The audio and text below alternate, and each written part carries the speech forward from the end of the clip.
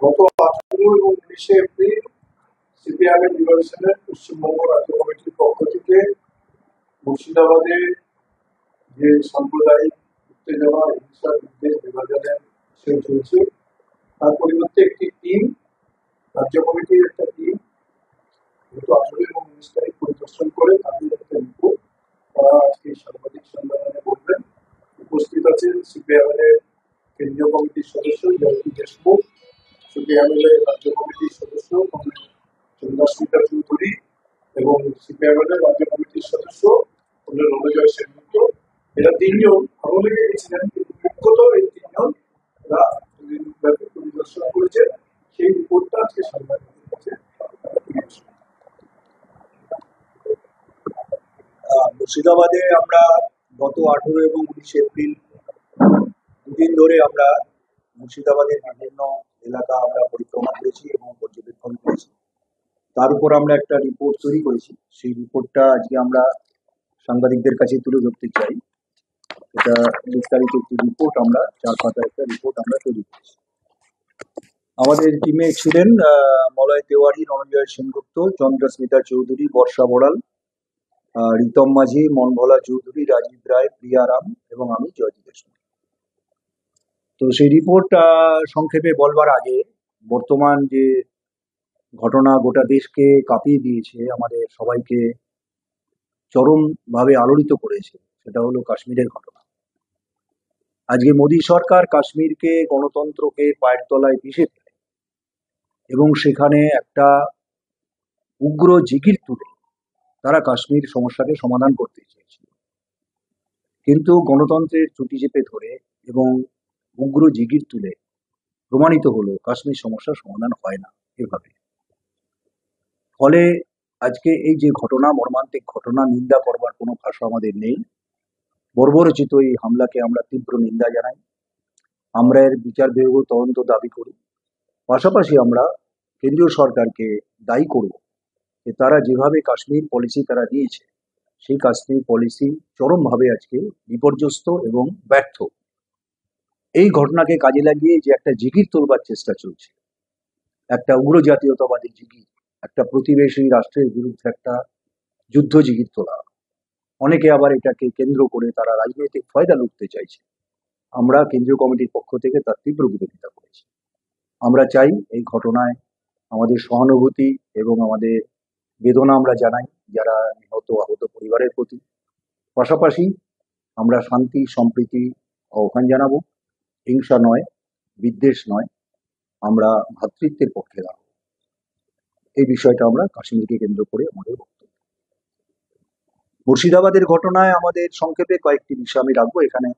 আমাদের টিমের অন্যতম যারা নেতৃত্ব দিয়েছেন চন্দ্রস্মিতা এবং রণজয়, তারাও বলবেন। মূল বিষয়টা আমরা যা দেখেছি যে এটা মুর্শিদাবাদের যে ঘটনাটা সবচেয়ে বেশি প্রচারিত, যে দুজনকে হত্যা করা হয়েছে, দুটো হিন্দু পরিবারকে, এবং স্বভাবতই এখানে একটা সম্প্রদায়ের বিরুদ্ধে আঙুল উঠছে যে ওখানে একটি ধর্মীয় সম্প্রদায়, সংখ্যালঘু সম্প্রদায়ের মানুষ হিন্দুদেরকে আক্রমণ করেছে। আমাদের অবজারভেশন বা আমাদের পর্যবেক্ষণ কিন্তু ভিন্ন। আমরা মনে করেছি এখানে গিয়ে যা দেখেছি তাতে মনে হয়নি যে পাশাপাশি বসবাস করা দুটো সম্প্রদায়ের মানুষ একে অপরের বিরুদ্ধে হামলা করছে স্রেফ ধর্মীয় বিদ্বেষের কারণে। এরকম কোনো তথ্য প্রমাণ আমরা পাই। ওখানে একটা সম্প্রীতির বাতাবরণ রয়েছে, শান্ত পরিস্থিতি রয়েছে। ওখানে কোনো, যেমন এর আগেও বিভিন্ন দাঙ্গায় কিছু কার্যকরণ থাকে, যে কোনো দাঙ্গা ঘটবার একটা প্রাক কিছু শর্তাবলী আমরা প্রত্যেকটি দাঙ্গা ঘটনার আগে দেখি, যে হয়তো মসজিদে কিছু একটা ছুঁড়ে ফেলা হয়েছে বা হিন্দুদের দেবস্থানে কোনো একটা মাংস পাওয়া গেছে, কেউ কোথাও কিছু একটা কাউকে অমুক খাদ্য পাওয়া গেছে। আমরা বারবারই দেখি যে বিভিন্ন দাঙ্গার ক্ষেত্রে কোনো না কোনো এরকম ঘটনা সেখানে একটা উৎস হিসেবে কাজ করে। এখানে যে দাঙ্গা বলে বলা হচ্ছে, আমরা তো দাঙ্গা বলবো না, আমরা বলবো এটা পরিকল্পিত হত্যাকাণ্ড, দাঙ্গা বাঁধাবার চক্রান্ত, ষড়যন্ত্র। কোনো এরকম ঘটনা নেই, পূর্ব ঘটনা। ওখানে একটা আমরা দ্বিতীয় আমরা যেটা দেখেছি, সেখানে অন্তত 4 এই ঘটনার জাফরাবাদে আমরা গিয়েছিলাম, যেখানে দুজন পরিবারকে হত্যা করা হয়েছে, পরিবারের দুজন সদস্যকে, বাবা এবং ছেলেকে। তার পাশাপাশি আরো 4টে গ্রামে হামলা হয়েছে। কারা হামলা করেছে এই প্রশ্ন উঠবে। আমাদের পর্যবেক্ষণে আমরা এটার কোনো স্পষ্ট উত্তর আমরা দিতে পারছি না। কারা হামলা করেছে? মানুষজনকে যখন আমরা জিজ্ঞাসা করেছি, মানুষজন অনেকেই নীরব ছিলেন। কয়েকজন ইঙ্গিত দিয়েছেন একটা সম্প্রদায়ের প্রতি এবং পার্টিকুলার একটি এলাকার প্রতি, যে এলাকাটা ওখানে কিছুটা সমাজবিরোধী এলাকা, ক্রিমিনাল এলাকা বলে পরিচিত। এফআইআর এ যাদের নাম আছে, পুলিশ 6জনের নাম দিয়েছে, সেটা বিশেষ সম্প্রদায়ের, সংখ্যালঘু সম্প্রদায়। কেউ কেউ তাদের নামও করেছে। কিন্তু আমাদের মনে হয়েছে যে পুরো একটা সংখ্যালঘু সম্প্রদায়ের একটা বড় মানুষ, গ্রামের মানুষ, একটা গ্রামের মানুষ আর একটা হিন্দু গ্রামের উপর হামলা করছে, এরকম নয়। আমাদের বারবারই মনে হচ্ছে এই সম্প্রদায়ের কিছু সংখ্যক সমাজ বিরোধীকে কোনো না কোনো রাজনৈতিক উদ্দেশ্য প্রণোদিত ভাবে ব্যবহার করা হয়েছে। এই ব্যবহার কারা করেছে এখানে আমরা কাউকেই কিন্তু ছাড় দিতে পারছি না। আমাদের সন্দেহের তালিকায় সমস্ত রাজনৈতিক শাসক দল রয়েছে। কারা করেছে আমরা স্পষ্ট কোনো উত্তর পাই। দ্বিতীয়ত আমরা দেখেছি ওখানে বড় রকম সরকার, পুলিশ, প্রশাসন তাদের একটা অত্যন্ত নিষ্ক্রিয় ভূমিকা, এবং তারা দাঙ্গার সময় তারা অনেকটাই যেন ঘুমিয়ে রইলেন, নীরব রইলেন। কেন? এখানে আমরা তৃণমূলের ভূমিকাকে তীব্র সমালোচনা করি, যে তারা সবকিছু জেনে বুঝেও এই যে নিষ্ক্রিয় থাকবে, এটা আমরা কিন্তু রাজ্য সরকারের তীব্র সমালোচনা করি। দ্বিতীয়ত আমরা ওখানে আরেকটা যে আমরা দিক দেখেছি, ওখানে ওয়াকআপ যে সংশোধনী আইনের বিরুদ্ধে বড় আকারে সংখ্যালঘু মানুষের আন্দোলন, এই ঘটনার আগে এটা ঘটছিল। অন্তত যে 12 তারিখে যে হত্যা হয়, 8 তারিখ থেকে ওখানে শুরু হয়েছে ধুলিয়ান বাজার এবং পার্শ্ববর্তী সুতিগঞ্জ। সেই যে ওয়াকআপ বিরোধী আন্দোলনে বড় সংখ্যায় সংখ্যালঘু মানুষ অংশগ্রহণ করেছে। শুধু ওখানে নয়, সারা দেশেই আমরা দেখছি, সারা রাজ্যেই দেখছি অত্যন্ত ন্যায়সঙ্গতভাবে তারা প্রতিবাদ করছেন যে তাদের সম্পত্তি, তাদের সমস্ত কিছু জমি লুট হয়ে যাচ্ছে। কিন্তু আমরা দেখলাম যে সেই আন্দোলনে বড় মাত্রায় রাষ্ট্রীয় সন্ত্রাস, সেগুলো আমাদের টিমের অন্যান্য সদস্যরা বলবেন, আমি বেশ বিস্তারিত যাচ্ছি না। বড় আকারে রাষ্ট্রীয় সন্ত্রাস, এবং এমন রাষ্ট্রীয় সন্ত্রাস মুসলিম মহল্লায় সংখ্যালঘু মানুষের উপর, এটা অবর্ণনীয়। একজনকে তো গুলি করে খুন করেছে, 12-14 জন গুলি আহত, 70-75 জন জেলেবন্দি। এই সমস্ত বিষয়টা কিন্তু একটা আনটোল্ড স্টোরি হয়ে আছে, মিডিয়াতে, প্রচারের জগতে এটা আসছে না। হিন্দু আক্রান্ত ওই ন্যারেটিভটা তৈরি করা হচ্ছে, জিহাদিরা হিন্দুদের মেরেছে, এই ন্যারেটিভটা তৈরি করা হচ্ছে। সর্বতই আমাদের প্রশ্ন আসছে যে এই ন্যারেটিভটা তৈরি করার জন্যই কি এই ঘটনা ঘটানো হয়েছে? এই জিজ্ঞাসা আমাদের হচ্ছে। আমরা দাবি করেছি বিচার বিভাগ তদন্ত হোক। যে পুলিশ অফিসাররা ওখানে দায়িত্বশীল, তারা চুপচাপ বসে রইলেন, তাদেরকে ক্লোজ করা হোক, বিচারের আওতায় না হোক। আমরা মনে করেছি পুলিশ প্রশাসন আজকে ওখানে হিন্দুত্ববাদী যে শক্তি, যারা ওখানে মাথাচাড়া দিচ্ছে, মুর্শিদাবাদ মানেই মৌলবাদী, সন্ত্রাসবাদী বলে একটা প্রচার বাজারে চলে। আমরা দেখেছি না, ওখানে হিন্দুত্ববাদী আরএসএস, তারা তরোয়াল নিয়ে, তারা সশস্ত্র কায়দায় জয় শ্রীরাম বলে যথেষ্ট সক্রিয় ছিল যখন ওয়াকআপ বিরোধী আন্দোলন চলছে। তার পাশাপাশি সেখানে আমরা দেখেছি প্রশাসন, পুলিশ তাদের সঙ্গে অনেকটাই সহযোগিতা করেছে। তাই আমাদের মনে হয়েছে যে রাজ্য সরকারের মধ্যে পুলিশ প্রশাসনে একটা গৈরিকীকরণ হচ্ছে। এই গৈরিকীকরণটা ঠেকাতে তৃণমূল সরকার ব্যর্থ। এই কয়েকটা কথা আমার দিক থেকে বলার ছিল। বাকি বিষয় আপনাদের সামনে চন্দ্রস্মিতা এবং বিজয় সেনগুপ্ত তারা রাখবেন।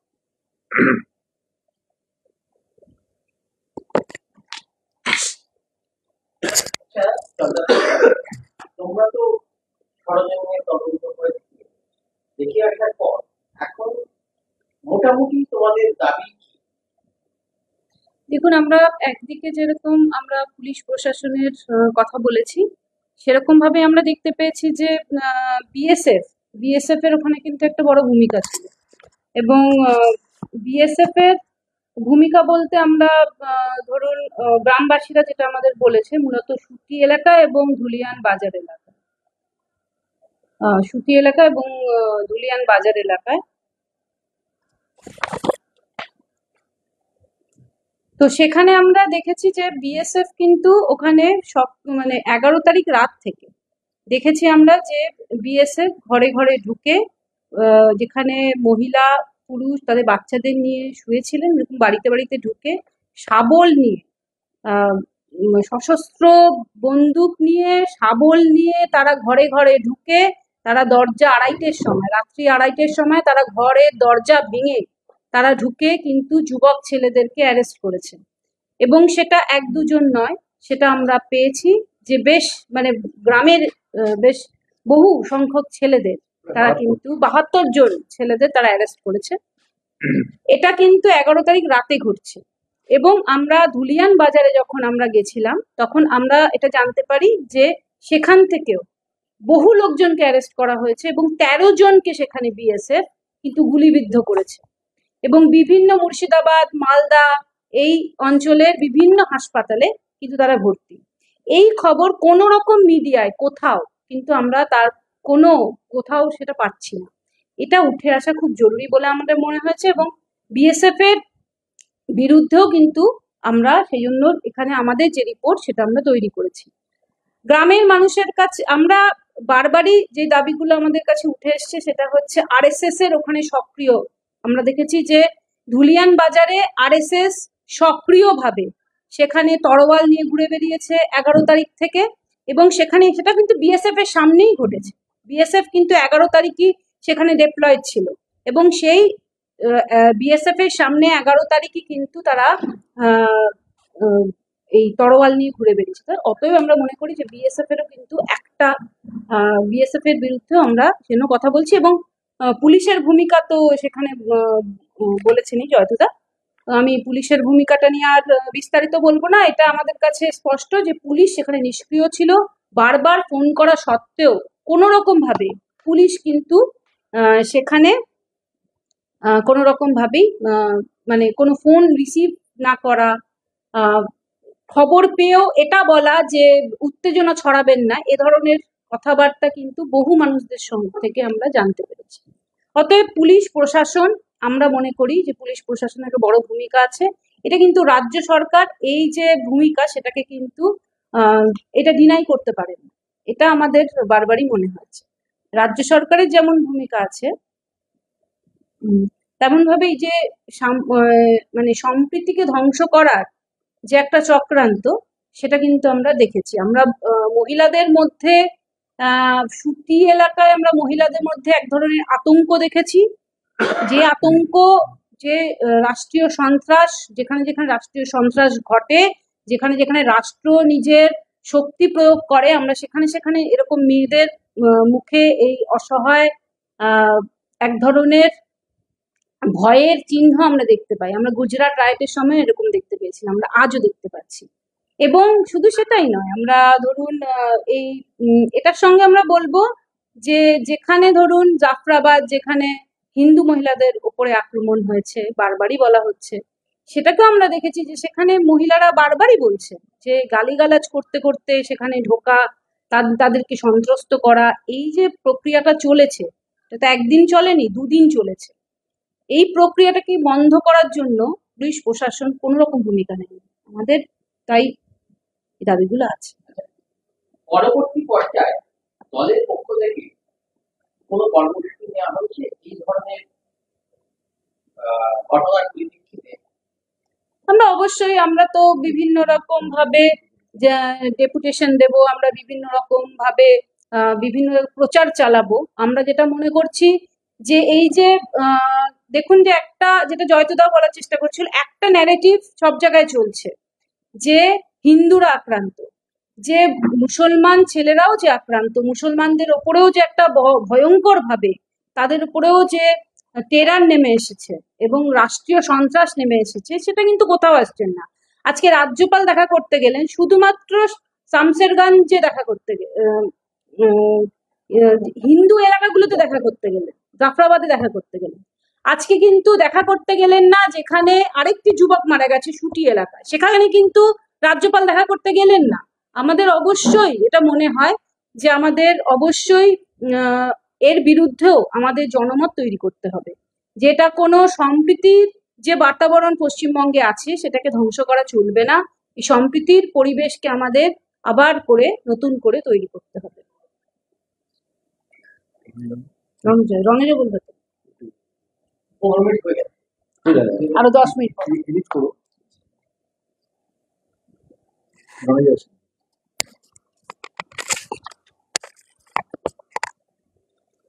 তো তো অনেকক্ষণ কমরেড চন্দ্রস্মিতাও যেটা বলছিলেন, যেটা হচ্ছে আমরা যেটা খুব প্রত্যক্ষ করলাম আর কি, এবং এখনো হয়তো প্রত্যক্ষ করে চলেছি, যে মেইন স্ট্রিম মিডিয়াগুলো পশ্চিমবঙ্গের এবং ভারতবর্ষের, সেটা হচ্ছে যে খবরটা আমাদের দেখাচ্ছে সেটা অত্যন্ত একপেশে একটি খবর।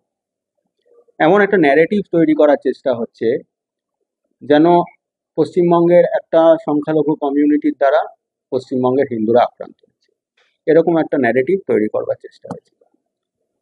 তো আমরা যদি গোটা ঘটনাটাকে আমরা তদন্ত করেছি, আমরা দুদিন ধরে ওইখানে বিভিন্ন অঞ্চল, বিভিন্ন গ্রাম, শামশেরগঞ্জ অঞ্চলে বিভিন্ন গ্রামে গ্রামে ঘুরে আমরা তদন্তটা চালিয়েছি, এবং একটা আনবায়াস তদন্ত আমরা তুলে ধরবার চেষ্টা করছি, এবং মিডিয়ার মাধ্যমে এটা নিয়ে যাওয়ার আমরা একটা চেষ্টা করছি। তো প্রথমতই যেটা বলে দেখার কথা, যে কমরেড চন্দ্রস্মিতা তো একদিক থেকে রাখলেনই, ঘটনা বিবরণী একটা রাখলেন, সেটা হচ্ছে যে এই যে দাঙ্গা যে পরিস্থিতিটা যেটা তৈরি হয়েছে, সেটা কিন্তু আমাদের মনে হয়েছে একটা ওয়েল অর্কেস্ট্রেটেড একটা বিষয়, এবং এটা অত্যন্ত প্ল্যানফুলি এরকম একটা জিনিস করা হয়েছে। ধরুন, ওয়াকফের আন্দোলন, ওয়াকফকে নিয়ে যে আন্দোলন, অত্যন্ত ন্যায়সঙ্গত আন্দোলন আমরা মনে করি, আমাদের সিপিআইএমএল লিবারেশন মনে করে, সারা ভারতবর্ষেই যেখানে যেখানে এই আন্দোলনগুলো হচ্ছে আমরা তার সাপোর্টেই আছি। এই ন্যায়সঙ্গত আন্দোলন যখন ধুলিয়ানে হচ্ছে, খুব স্বাভাবিকভাবে ধুলিয়ান, শামশেরগঞ্জ এগুলো সংখ্যালঘু অধ্যুষিত অঞ্চল। তো সেখানে যখন আন্দোলনটা হচ্ছে, যখন আন্দোলনটা নাম শুরু হচ্ছে, আমরা দেখি বিশেষ করে 11 তারিখ থেকে ধুলিয়ানে ঘটনাটা শুরু হয়। তো সেখানে যখন মিছিল বেরোয়, ওয়াকফের মিছিল, প্রথম দুটো মিছিল বেরোয়, তারপরে তৃতীয় যখন মিছিলটা যায়, সেটা ধুলিয়ান বাজার থেকে শুরু করে, ওখানে একটা মোড় আছে হাইওয়েতে, ডাকবাংলো মোড় বলে, সেই মোড়ের দিকে যখন মিছিলটা যায়, মাঝখানে ঘোষপাড়া বলে একটা অঞ্চলের উপর দিয়ে যেতে হয়, এবং সেখানে মানুষজন পরিষ্কার বলছে, সেখানে সুসজ্জিতভাবে, মানে অত্যন্ত তরোয়াল নিয়ে সজ্জিত কিছু গৈরিক বাহিনী সেখানে ওই মিছিলের মধ্যে ইট পাটকেল ছোড়ে এবং একটা উত্তেজনা তৈরি করবার একটা চেষ্টা চালায়। এবং ঘটনাগুলো কিন্তু উত্তেজনা 11 তারিখ থেকেই শুরু হয়েছে। একদিকে গৈরিক বাহিনী তারা নেমেছে, যেই খবরটা আসছে না কোথাও, যারা নেমে সন্ত্রাস চালিয়েছে। আরেকদিকে আমরা দেখেছি খুব স্পষ্টভাবে, যেটা আমরা প্রায় দেখি, যে ওই অঞ্চলগুলো হচ্ছে ধরুন বর্ডারের কাছের অঞ্চল। আমরা যে বিএসএফ এর যে অ্যাক্টটা আছে, বর্ডার সিকিউরিটি ফোর্সের যে অ্যাক্টটা রয়েছে 2021-এর যে আইনটা রয়েছে, বর্ডার সিকিউরিটি অ্যাক্ট 2021, সেখানে আমরা জানি যে বিএসএফ এর কি পরিমাণ ক্ষমতা আছে 50 কিলোমিটার রেডিয়াসের মধ্যে। বিএসএফ অনেক কিছু করতে পারে, তারা সেখানে অ্যারেস্ট করতে পারে, তারা সেখান থেকে তুলে নিয়ে যেতে পারে, তারা যে কোনো রকম অপারেশন চালাতে পারে। আমরা প্রায়ই দেখি এরকম ঘটনা বিভিন্ন জায়গায়, বর্ডারের চারদিকে বিভিন্ন জায়গায়, নদিয়া, মুর্শিদাবাদ, বিভিন্ন জায়গায় এরকম ঘটনা ঘটে, এবং আমরা বুঝেছি যে এই তদন্ত করতে গিয়ে বিএসএফ এর একটা ভূমিকা আছে এখানে, কোনোভাবেই অস্বীকার করা যায় না। সুতিতে যে ঘটনাগুলো ঘটেছে 11 তারিখের রাতে, সেটা কমরেড চন্দ্রস্মিতা রেখেছে, সেখানে বিএসএফ এর জামা পরে বিএসএফ ঢুকেছে, এবং তার সঙ্গে কিছু সাধারণ সিভিলিয়ান, তারা হাতে তরোয়াল নিয়ে, কেউ কেউ জয় শ্রীরাম স্লোগান দিয়ে, তারা ওই গ্রামগুলোতে, মুসলমান গ্রামগুলোতে সন্ত্রাস চালিয়েছে। জাফরাবাদের যে ঘটনাটা ঘটেছে তার আগে কিন্তু গোটা অঞ্চলটা জুড়ে একটা ভয়ঙ্কর একটা সিচুয়েশন তৈরি করা হয়েছে, যেটা কিন্তু জাফরাবাদের ঘটনাটার দিকে লিড করেছে বলে আমাদের মনে হয়েছে। এরকম একটা অত্যন্ত পরিকল্পিতভাবে একটা দাঙ্গা বাঁধাবার একটা চক্রান্ত, এটা আমাদের সামনে খুব ভালোভাবে এসছে। আমরা যেটা বলতে চাই, দেখুন যে তারপরে আমরা কি দেখছি, রাজ্যপাল যাচ্ছে, প্রথম রাজ্যপাল কোথায় গেল? বৈষ্ণবনগরে গেল, মালদার বৈষ্ণবনগরে, সেখানে মিটিং করছে। আমরা এই প্রশাসনিক পদ, রাজ্যপাল, আমরা আশা করব সেই প্রশাসনিক পদগুলো নিউট্রাল থাকবে, রাজ্যপালের মিটিং কন্ডাক্ট করছে কে? সুকান্ত মজুমদার।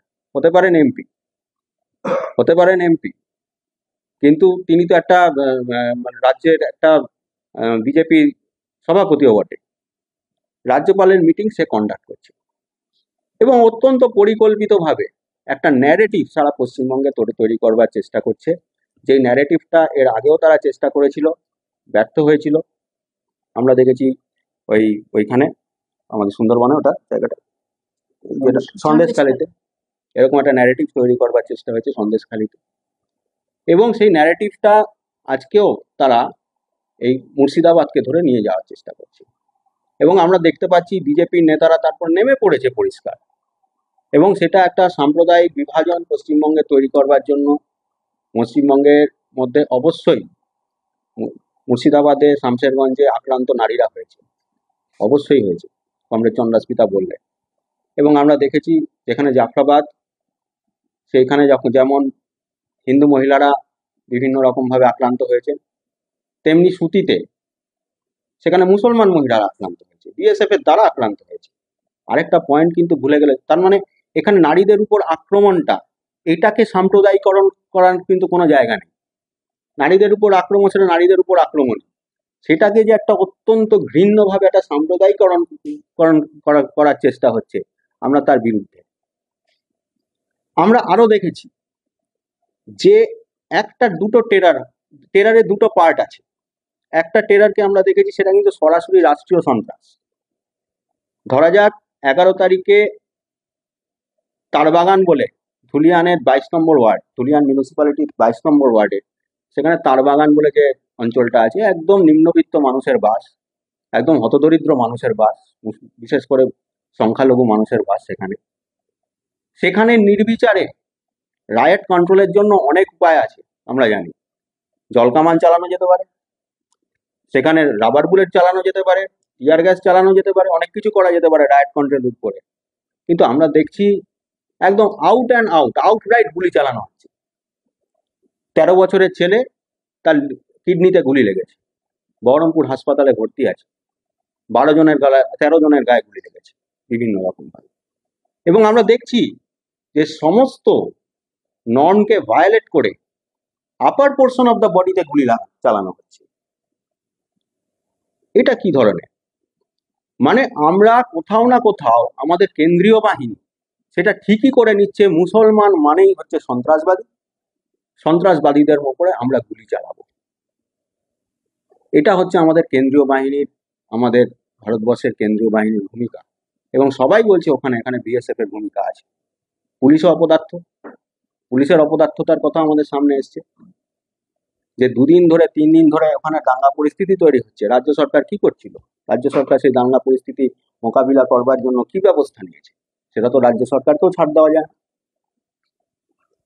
তার জন্য আমরা স্পষ্টভাবে মনে করি যে পশ্চিমবঙ্গের মুখে 2026কে ধরে একটা হিন্দু মুসলমান খেলার চেষ্টা চালানো হচ্ছে। একটা হিন্দু মুসলমান বিভাজন করে পশ্চিমবঙ্গের রাজনীতিকে একটা কলুষিত করবার একটা ভয়ঙ্কর বিষ বাষ্প পশ্চিমবঙ্গে ছড়িয়ে দেওয়ার চেষ্টা হচ্ছে। এর বিরুদ্ধে আমরা লড়াই করব। আপনি জিজ্ঞেস করছিলেন দাবিগুলো কি কি আছে, অবশ্যই এর বিরুদ্ধে লড়াই করাটাই হচ্ছে আমাদের একটা মূল দাবি। তো ক্লিয়ার কাট বলেছি, প্রথমত বলেছি শামশেরগঞ্জ এবং সুতিতারার ওসি এসডিওকে ক্লোজ করতে হবে। 2 নম্বর আমরা দেখেছি সন্ত্রাস এবং হিংসা যেটা হয়েছে, এটা কোনো সম্প্রদায়ের উপর চাপানো যেত না। আর পুলিশ যে নাকের ডগায় ঘটনা ঘটলো, এটা আমরা এই দায় নিতে হবে তৃণমূল সরকারকে, বিচার বিভাগ তদন্ত করতে হবে। আর ওয়াকাফ বিরোধী যে আন্দোলন, সংসদ বিরোধী আন্দোলন, তাতে যে রাষ্ট্রীয় সন্ত্রাস, এটা জন্য যে ধৃত যুবক এবং নাবালক এদের নিঃশর্ত মুক্তি চাই। এই কয়েকটা আমাদের দাবি আছে। এখন একটা গল্প সাজানো হচ্ছে, 2 2 4 মেলানো হচ্ছে। সে গল্পটা কি?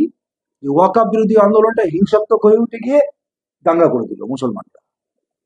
মানে আমাদের মনে হচ্ছে এইভাবে বিষয়টাকে চিত্রিত করবার জন্য গোটা চিত্রনাট্য তৈরি করা হয়েছে, যাতে এটা এস্টাবলিশ করা যায়, প্রতিষ্ঠা করা যায় যে দেখো মুসলিমরা ওয়াকাফ আন্দোলন করতে করতে গিয়ে হিন্দুদের উপর হঠাৎ, ওয়াকাফ আন্দোলন তো রাষ্ট্রবিরোধী, পুলিশের সঙ্গে ঝামেলা হচ্ছে। যদি মুসলিমদের মধ্যে কিছু যুবক ছেলেরা ক্ষিপ্ত হয়ে যায়, উত্তেজিত হবে, তারা একটা ইট পাটকেল মারে, রাস্তায় টায়ার জ্বালিয়ে দেয়, বহু জায়গায় ফরম্যাট আমরা দেখেছি এর আগেও এনআরসি বিরোধী আন্দোলনে। কখনো দেখিনি যে এনআরসি আন্দোলন বিরোধী আন্দোলন কিংবা ওয়াকাফ বিরোধী আন্দোলন হঠাৎ হিন্দু কমিউনিটির উপর হলো। কোনোদিন হয় এটা সরকার বনাম আন্দোলনটা হয়। এই যে একটা এটাকে হিন্দু বিরোধী করে দেওয়া হলো, এটার পেছনে একটা গভীর ষড়যন্ত্র আছে এবং সমস্তটা ওই জেহাদি মুসলিমরা হিন্দু মেয়েদের বাড়ি বাড়ি গিয়ে হিন্দু মেয়েদের নাকি রেপ করেছে। এখানে বিজেপির নেতারা ভাষণ দিয়ে যাচ্ছে, দায়িত্ব ঘেনে কোনো রকম এরকম চিহ্ন আমরা পাই। জাফরাবাদে যে হিন্দু পরিবার আক্রমণ হয়েছে সেখানে মহিলারা বলেছে হ্যাঁ আমাদের বিরুদ্ধে তারা হুমকি দিয়েছে, অশ্লীল ভাষা ব্যবহার করেছে, কিন্তু এরম দেখা যায়নি যে কোনো মহিলার উপর অত্যাচার। কিন্তু এখানে একদম জলের মতো মিথ্যে কথা বলে যাচ্ছে এই বিজেপি RSS সুকান্ত বাবু এবং আমাদের শুভেন্দু বাবুরা, যে ওখানে গিয়ে জেহাদি মুসলিমরা নাকি জাফরাবাদী হিন্দু পাড়ায় মেয়েদের উপর ধর্ষণ করেছে। এই যে একটা ন্যারেটিভ ওরা চাপিয়ে দিচ্ছে বাংলার বুকে, এবং হিন্দু জাগরণ, হিন্দু ঐক্য, হিন্দু রাষ্ট্র, এই যে তাদের দিশায় বাংলার রাজনীতিকে একটা সাম্প্রদায়িক করার চেষ্টা করছে। আমরা দেখছি তৃণমূল সরকার কিন্তু এটাকে আটকাতে ব্যর্থ।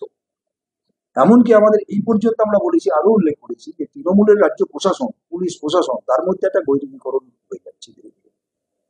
তারা অনেকটাই এই হিন্দুত্ববাদের সাথে অ্যাডজাস্ট করছে, আপোষ করছে, তাদের কথা শুনছে। এইটা একটা গভীর পশ্চিমবাংলার একটা অসন্তোষ।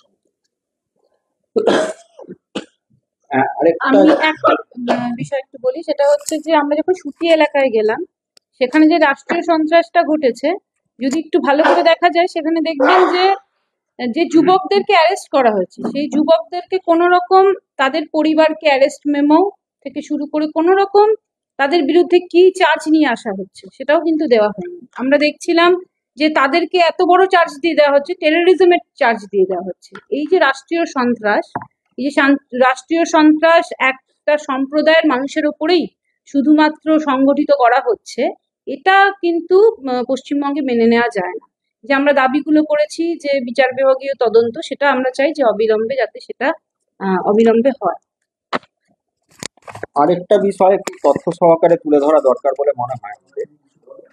তো সেটা হচ্ছে যে দেখুন যে সেটা 12 তারিখ যেদিন জাফরাবাদে ঘটনাটা ঘটে, দুজন মারা যায়, হরগোবিন্দ দাস এবং চন্দন দাস মর্মান্তিকভাবে।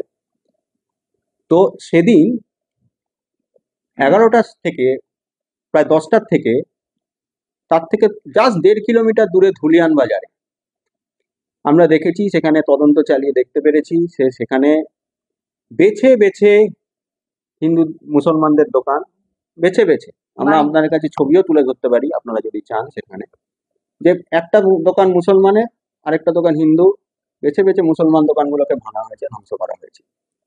এবং ওখানকার যারা শিব মন্দির বাজারের জনৈক ব্যবসায়ীরা তারা বলেছেন আমাদের যে সেখানে BSF উপস্থিত ছিলেন, কেননা 11 তারিখের সন্ধ্যের পর থেকেই ওখানে BSF হেভি ডিপ্লয়মেন্ট ছিল, BSF উপস্থিত ছিলেন, BSF মার্চ পাস করছে, তার মধ্যেই এই ঘটনা ঘটছে।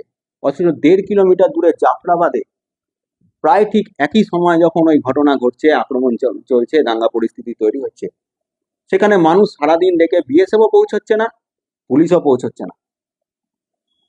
তাহলে এখান থেকে তো সন্দেহ জাগেই, জাস্ট 1.5 কিলোমিটার দূরে BSF আছে, কিন্তু BSF ওখানে পৌঁছচ্ছে না। BSF এর নাকের ডগায় এখানে দোকান ভাঙা হচ্ছে, BSF কিছু করছে না। ওখানে জাফরাবাদেও যখন ঘটনাটা ঘটছে, BSF সেখানে গিয়ে পৌঁছচ্ছে না, 1.5 কিলোমিটার দূরে হেভি ডিপ্লয়মেন্ট BSF এর রয়েছে। তার জন্য আমরা মনে করি গোটা ঘটনাটার পেছনে অন্য উদ্দেশ্য আছে। এই পশ্চিমবঙ্গের রাজনীতিতে সাম্প্রদায়িক একটা বিষ বাষ্প ছড়িয়ে দেওয়ার জন্য জাফরাবাদের ঘটনা, শমশেরগঞ্জের ঘটনাকে ব্যবহার করা হচ্ছে। আমরা অবশ্যই এর বিরোধিতা করি এবং আমরা মনে করি যে অবিলম্বে এই ধরনের রাজনীতির বিরুদ্ধে সমস্ত শুভবুদ্ধি সম্পন্ন গণতন্ত্রপ্রিয় মানুষের ঐক্যবদ্ধভাবে এর বিরুদ্ধে সচেতন হওয়া উচিত। মিডিয়া, পপুলার মিডিয়া যেই ভার্সনটা ছড়াচ্ছে, প্রত্যেক কয়টা মিডিয়া কাদের মিডিয়া, কারা কার থেকে পয়সা পায়, কোন রাজনৈতিক দল থেকে পয়সা পায়, এটা আমরা ভারতবর্ষে আজকের দিনে খুব পরিষ্কার। তার জন্য সেই মিডিয়ার ভার্সনে ভেসে যাবেন না, গোটা বিষয়টাকে সামগ্রিকতার জায়গা থেকে দেখুন সেই জায়গা থেকেই আমাদের সাধারণ মানুষের কাছে আসা। তো আমাদের সংগঠনের প্রেসিডেন্ট এআইসি প্রেসিডেন্ট তো আমাদের আরেকজন ছাত্রী আছেন স্যার। তো বিস্তারিত তো সবাই বলেছেন, বিশেষ কিছু বলার নেই, কিন্তু যে পরিস্থিতি আমরা ওখানে গিয়ে দেখেছি তাতে এই কথাটা স্পষ্টভাবেই দেখা যাচ্ছে যে এই ধরনের যে একভাবে সাম্প্রদায়িক রাজনীতি, যে বিভাজন বিভিন্ন সম্প্রদায়ের মধ্যে ঘটাচ্ছে, এবং তার ফলশ্রুতিতে আমরা বারবার দেখছি যে যারা আক্রান্ত হচ্ছে তারা সার্বিকভাবেই শ্রমজীবী অংশ, ক্ষুদ্র কৃষক, বিড়ি শ্রমিক।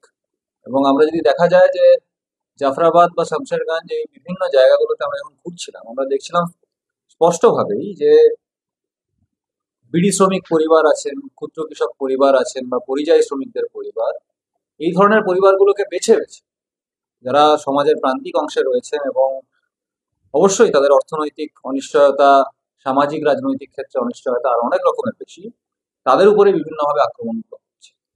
এটা তো স্পষ্টই যে আগামী সময়ে আমরা যে নির্বাচন আসতে চলেছে সেখানে আরো বেশিভাবে দেখতে পাবো এই ঘটনাগুলো। তো আমরা পশ্চিমবঙ্গবাসীর কাছে বারবারই আবেদন করছি যে মিডিয়া এবং তার সাথে সাথে এই হোয়াটসঅ্যাপ ইউনিভার্সিটি সহ বিভিন্ন যে খবরের যে এক অন্তর্জালক তৈরি হয়েছে গোটা রাজ্য জুড়ে, যেখানে বারবার আমরা দেখতে পাচ্ছি যে ভুয়ো তথ্য এবং বিভিন্ন ধরনের বিকৃত তথ্য সামনে আনা হচ্ছে, বিভিন্ন ধরনের রটনা ছড়ানো হচ্ছে, এবং তার মধ্যে দিয়ে বিভিন্ন এলাকায় এলাকায় আমরা দেখতে পাচ্ছি, বিশেষত যেখানে হিন্দু মুসলিম জনবসতির একটা নির্দিষ্ট অনুপাত রয়েছে, যেসব জায়গাগুলোতে মুর্শিদাবাদ সহ বিভিন্ন জায়গা, মুর্শিদাবাদ মালদা সহ বিভিন্ন জায়গাগুলো যেখানে একটু স্পর্শকাতর অবস্থা রয়েছে বর্তমান বিভিন্ন কারণেই হোক, সেখানে এই প্রচেষ্টা আবারও হবে।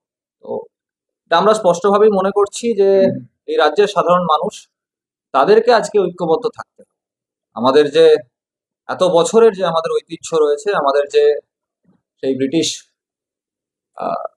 বিরোধী সময় থেকে বা স্বাধীনতার সংগ্রামের সময় থেকেই আমাদের যে এক ঐক্য রয়েছে সাধারণ মানুষের মধ্যে, বিভিন্ন সম্প্রদায়, শ্রমজীবী মানুষ, ছাত্র যুবদের মধ্যে যে এক ঐক্য রয়েছে, বৃহত্তর লড়াইয়ের ঐক্য, খেটে খাওয়া মানুষের ঐক্য রয়েছে, ভাত কাপড়ের লড়াইয়ের যে ঐক্য রয়েছে, সেই ঐক্যকে সামনে রেখে এটুকুই বলার রয়েছে। বর্ষা কিছু শেষ কিছু বলার নেই, আমার পূর্ববর্তী কমরেডরা বললেন জাফরাবাদ এবং আর যে গ্রামগুলোতে আমরা গেছিলাম, সেখানে গিয়ে বিভিন্ন অংশের মানুষের সাথে আমাদের কথা হলো। আমি স্পেসিফিকভাবে একটু ছাত্রছাত্রীরা ওখানে ছিল, তাদের একটু প্রসঙ্গ নিয়ে কথা বলতে চাই। অদ্ভুতভাবে যখন এরকম ঘটনা ঘটছে, তাদের কাছে আমি যখন বারবার প্রশ্ন করি যে তোমরা কি এরকম কোনো আগের থেকে এরকম মানে কিছু টের পেয়েছিলে, তোমাদের পাশের গ্রাম যাদের সাথে একসাথে তোমরা স্কুলে পড়াশোনা করো, তোমাদের মুসলিম বন্ধু বান্ধবদের তাদের সাথে স্কুলে একই সাথে তোমরা পড়াশোনা করো, তো তারা বারবার করেই বলে যে এরকম কোনো সমস্যা কখনো তারা লক্ষ্য করেনি। বরাবরই স্কুলে তারা একসাথে পড়াশোনা করেছে এবং তাদের মধ্যে কোনো রকম ভেদাভেদের রাজনীতি বা কোনো ধরনের টেন্ডেন্সি তারা কখনোই লক্ষ্য করে। তো বারবার জিজ্ঞাসা করে, তারাও খুব অদ্ভুতভাবে বলে যে তারাও খুব অবাক যে এতদিন ধরে তারা প্রত্যেক দিন খেলতে যাচ্ছে, একসাথে স্কুলে যাচ্ছে, একসাথে খাওয়া দাওয়া, বিভিন্ন সামাজিক অনুষ্ঠান থেকে শুরু করে সব জায়গায় তাদের একসাথে এতদিন ধরে প্রত্যেকটা জায়গায় সহ অবস্থান, সেখানে কি হঠাৎ করে এরকম একটি ঘটনা ঘটছে। ছাত্রছাত্রী তাদের সাথে কথা বলেছিলাম, তারাও খুব বেশি পরিমাণে তারা নিজেরাও এই ঘটনার কারণ তারা বুঝতে পারেনি। কিন্তু একই সাথে যখন এরকম কিছু ইঙ্গিত করা হয় এবং একটা মব এসে তারা বিভিন্ন রকম কথাবার্তা বলে, যেখানে খুব পরিষ্কারভাবে তাদের থেকে বোঝা যায় যে কিছু একটাকে ইঙ্গিত করা হচ্ছে, একটা কমিউনিটিকে ইঙ্গিত করে বলা হচ্ছে যাতে তাদের এগেইনস্টে এক ধরনের হিংসা আলাদা করে তৈরি হয়। তো তখন তাদের কাছ থেকেও এই ধরনের বিভিন্ন রকম কথাবার্তা আমরা শুনতে পাই যে যখন এরকম ঘটনা ঘটেছে তো তার পরিবর্তে আমাদেরও তো একটা স্ট্যান্ড নিতে হবে।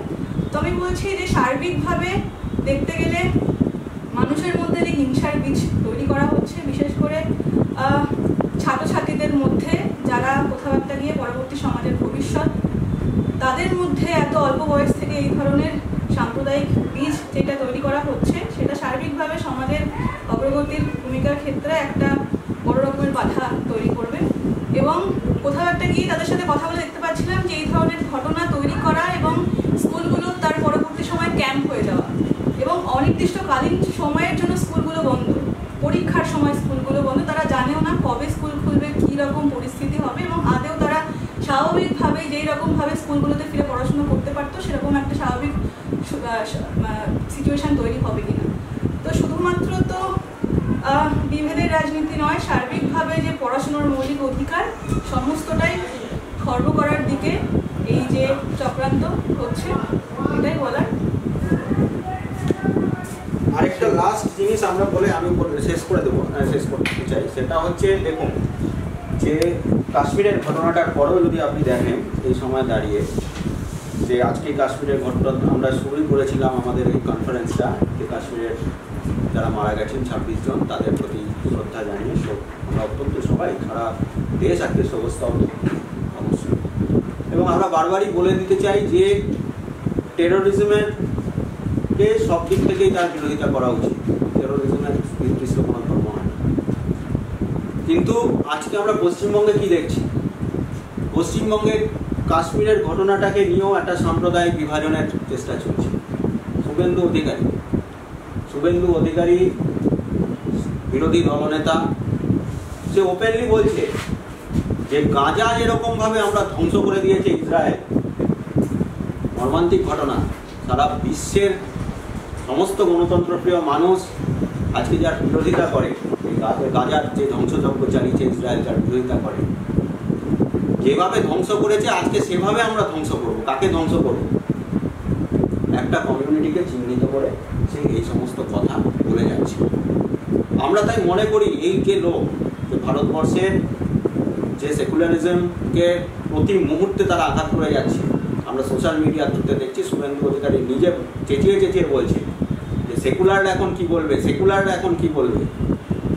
আমরা মনে করি এটা ভারতবর্ষের সংবিধান বিরোধী কথাবার্তা উনি বলছে এবং ওনাকে অবিলম্বে গ্রেপ্তার করার দরকার। তাই পশ্চিমবঙ্গের বুকে প্রতিটা ঘটনাকে যেভাবে সাম্প্রদায়িকীকরণ করা হচ্ছে সেটা রাজনীতির পক্ষে, পশ্চিমবঙ্গের জনসমাজের পক্ষে, পশ্চিমবঙ্গের শান্তি শৃঙ্খলার পক্ষে অত্যন্ত ক্ষতিকারক। বিজেপি এবং তার কয়েকজন নেতা তারা ধারাবাহিকভাবে করে চলেছে। শুভেন্দু অধিকারীর নামটা আমরা বারবার বললাম, চাকরির আন্দোলনের ক্ষেত্রেও আমরা দেখেছি ওনার নাম এসছে, অত্যন্ত কুখ্যাত একটি ব্যক্তি। তো তাদের বিরুদ্ধে কংক্রিট পদক্ষেপ স্টেট গভর্নমেন্টকে এবং আমরা দাবি করছি যে তাদের বিরুদ্ধে পদক্ষেপ নিতে হবে।